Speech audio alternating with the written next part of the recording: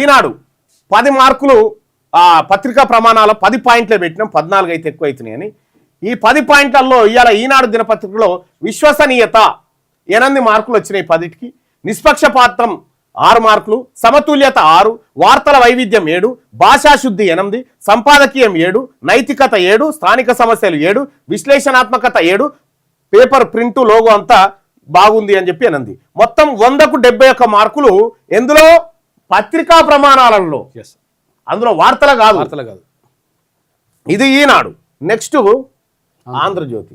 ఇక ఆంధ్రజ్యోతి విశ్వసనీయతలో 7, నిష్పాక్షికతలో 5, ఇయాలటి పేపరు, సమతుల్యత 5, వార్తల వైవిధ్యం 6, భాషాశుద్ధి 7, సంపాదకీయం 6, నైతికత 6, స్థానిక సమస్యలు 6, విశ్లేషణాత్మకత 6, ప్రదర్శన 7. 100కు 61 వచ్చింది. ఇవాళ పాస్ అయింది ఫస్ట్ క్లాస్లో. ఇక మూడోది సాక్షి దినపత్రిక.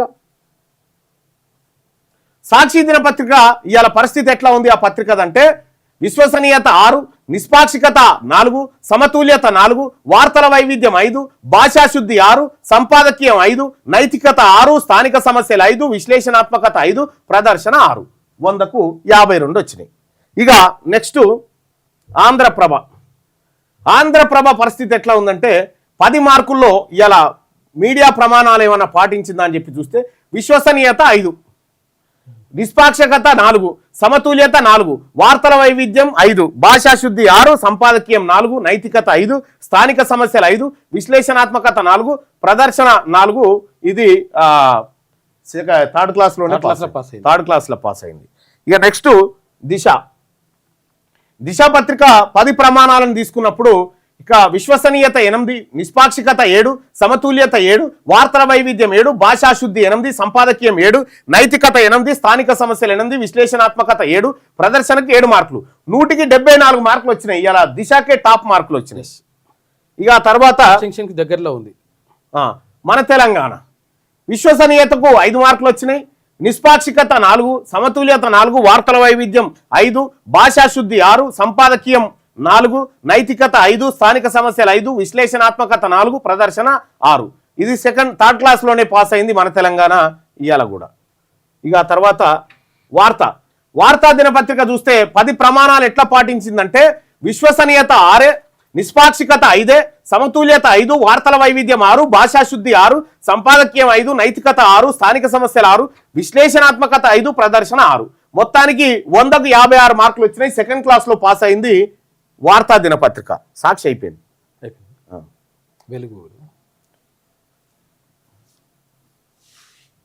రైట్. ఇక వెలుగు దినపత్రిక. 10 ప్రమాణాలని తీసుకుంటే విశ్వసనీయతలో 4 మార్కులే పడ్డాయి, నిష్పాక్షికతలో 3 మార్కులే, సమతుల్యతలో 3, వార్తల వైవిధ్యంలో 4, భాషాశుద్ధి 5, సంపాదకీయం 3, నైతికత 4, స్థానిక సమస్యలు 4, విశ్లేషణాత్మకత 3, ప్రదర్శన 5. మొత్తానికి జర్రంతలా పాస్ అయింది.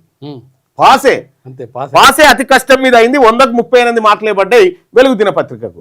నెక్స్ట్ విజయక్రాంతి దినపత్రికను చూస్తే, విశ్వసనీయతకు 7 మార్కులు, నిష్పాక్షికతకు 6 మార్కులు, సమతుల్యతకు 6, వార్తల వైవిధ్యం 6, భాషాశుద్ధి 7, సంపాదకీయం 6, నైతికత 7, స్థానిక సమస్యలు 7, విశ్లేషణాత్మకత 6, ప్రదర్శన 7. ఇవాళ కూడా విజయక్రాంతి ఫస్ట్ క్లాస్లో పాస్ అయింది. ఇక ఒకసారి ఓవరాల్ గా ఎట్లా ఉంది, ఏ పత్రిక ఎంత ప్రమాదంతో కూడుకుంది, ఏ పత్రికతో ఎవరికి ఎంత ప్రమాదం ఉందనేటువంటి లెక్కలు కూడా ఇందులో దినపత్రికలు ChatGPT మొత్తం బయటపెట్టింది. ఇక అగ్రకులాలకు సంబంధించి వార్తల విధానం ఎట్లా ఉంది, ఏ పత్రిక ఎట్లా చేసుకొచ్చింది అనేది ఒకసారి స్కోరింగ్ చూస్తే, 5 స్టార్ రేటింగ్ పత్రిక 19వ తారీఖు 1వ నెల. ఇవాళ ఏ పత్రికలో ఏమొచ్చింది ఏం కథ అనేది మనం చూసుకోవచ్చు. ఇక్కడ పత్రికలో 100 మార్కుల్లో స్కోర్ వచ్చేసి 5 స్టార్ తీసుకున్నప్పుడు రేటింగ్ వ్యాఖ్య. దిశ పత్రికకు 74 మార్కులు వచ్చినాయి, 4 స్టార్లు ఇచ్చింది. ప్రజా సమస్యలు, స్థానిక వార్తలకు స్థిరమైన స్థానం ఇచ్చిందట ఇవాళ. ఇక ఈనాడు పత్రికకు 71 మార్కులు వచ్చినాయి, భాష లేఅవుట్ బలంగా ఉంది, ఎలైట్ కోణం కొంత ఎక్కువ, అంటే అగ్రవర్ణాలకు ఎక్కువగా వంతవాడింది అనేది ఇక్కడ కనిపిస్తుంది.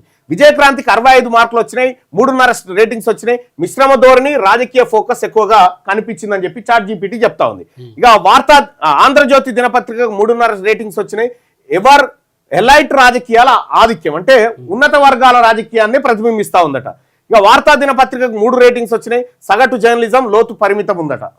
ఇక తర్వాత సాక్షికి 52 మార్కులు వచ్చినాయి, ఇది 3 స్టార్లు వచ్చినాయి. పార్టీ నెరేటివ్ ఆధిక్యం కనిపిస్తా ఉందట. ఇక ఆంధ్రప్రభకు 48 మార్కులు వచ్చినాయి. సామాజిక లోతు తక్కువగా ఉందట.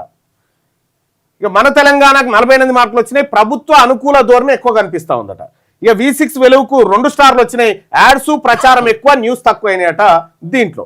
సో ఇది మొత్తానికి ఓవరాల్ గా ఇవాళ టాప్ పత్రికగా దిశ పత్రిక, సెకండ్ ఈనాడు, థర్డ్ విజయక్రాంతి ఉంటే ఇక V6 వెలుగు మొత్తం పడిపోయింది. ఇవాళ ChatGPT రేటింగ్ లో కేవలం 38 మార్కులు సంపాదించింది వీటన్నిట్లలో.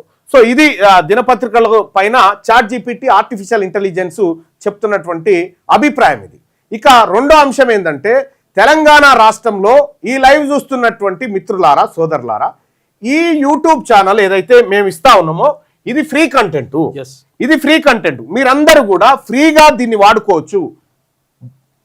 ఇది ఫ్రీగా ఈ లైవ్ ను మీరు వాడుకోవచ్చు. ఈ లైవ్ ను మీరు మీ యూట్యూబ్ ఛానల్లో లైవ్ పెట్టుకోవచ్చు. మీరే డబ్బులు సంపాదించుకోవచ్చు.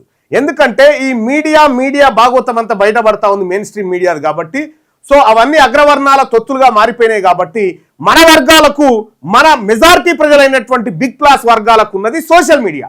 ఈ సోషల్ మీడియాకు మీరు వారియర్గా మారి తెలంగాణ రాష్ట్రంలో బీసీ ఉద్యమం వారియర్గా మీరు ముందుకు రండి. మీరు వచ్చి ఈ బీసీ ఉద్యమంలో పాల్గొనడానికి మీ సెల్ ఫోన్కు, మీ సోషల్ మీడియాకు పని చెప్పడానికి మీరు చేయాల్సిందల్లా ఇదొక్కటే. ఎనుకో ముందో ఎప్పటికైనా సచ్చితోలమే. రేపటి సాగు కోసం ఇయ్యాల భయపడతామా? దశాబ్దాలుగా రెడ్లు, దొరల యువసేనలు, ఫేస్బుక్లు, ట్విట్టర్లు, ఇన్స్టాలు, యూట్యూబ్లను మన భుజాల మీద మోసినాం కదా. ఇక చాలు, ఎనఫ్ ఈజ్ ఎనఫ్. ఇప్పుడు నడుస్తుంది మన ఉద్యమం, బీసీల ఆత్మగౌరవ యుద్ధం. ఇది బీసీల అధికార దండయాత్ర. 78 ఏళ్ల తర్వాత మన కోసం మనం చేసుకుంటున్న తొలి పోరాటం. ఈ పోరాటంలో అగ్రకులాలకు, బీసీలకు మధ్య వార్ స్టార్ట్ అయింది. రెడ్లు, వెలమలకు 14 టీవీలు, 15 పత్రికలున్నాయి. బీసీలకు పేపర్ లేదు, టీవీ లేదు. ఉన్నదల్లా మీలాంటి యువరక్తమే. మీ బిగించే పిడికిలి, ఆ పిడికిలిలో సోషల్ మీడియా సైనికుడిగా మారి బీసీ యోధుడుగా నిలబడదాం.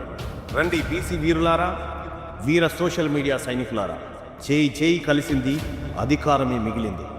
బీసీ సోషల్ మీడియా వారియర్స్గా పనిచేయాలనుకుంటున్నారా? ఇప్పుడే ఈ నెంబర్కు కాల్ చేయండి. 1 నిమిషం కేటాయించు. 78 ఏళ్ల దోపిడీని అరికట్టు. జై బీసీ, జై బీసీ, జై తెలంగాణ.